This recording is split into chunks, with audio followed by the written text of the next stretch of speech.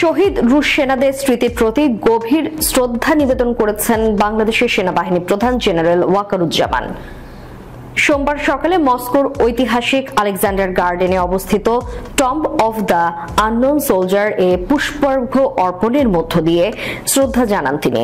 আন্তঃবাহিনী জনসংযোগ পরিদপ্তর থেকে পাঠানো এক সংবাদ বিজ্ঞপ্তিতে জানিয়েছেন, রুশ স্থলবাহিনীর প্রধান general of the army Oleg সালিউকভের নেতৃত্বে এই শ্রদ্ধা নিবেদন অনুষ্ঠিত হয়। এ সময় 1 মিনিটের নীরবতা পালন করা হয়। অনুষ্ঠানে মিলিটারি অর্কেস্ট্রা বাংলাদেশের জাতীয় সঙ্গীত পরিবেশন করে। গত 6 এপ্রিল সরকারি সফরে রাশিয়া গিয়েছেন সেনাবাহিনী প্রধান জেনারেল ওয়াকারুজ্জামান। রাশিয়া সফর শেষে তিনি 10 এপ্রিল ক্রোয়েশিয়া যাবেন। সফরকালে তিনি রাশিয়া ও ক্রোয়েশিয়ার সামরিক ও বেসামরিক উচ্চ পদস্থ কর্মকর্তাদের সাথে সৌজন্য সাক্ষাৎ এবং সামরিক বাহিনীর সংশ্লিষ্ট দ্বিপাক্ষিক সহযোগিতা উন্নয়নের লক্ষ্যে মতবিনিময় করবেন। এছাড়া সেনাপ্রধান কয়েকটি সামরিক স্থাপনা এবং সমরাস্ত্র কারখানা পরিদর্শন করবেন। সফর শেষে আগামী 12 এপ্রিল দেশে ফিরবেন সেনাবাহিনী প্রধান।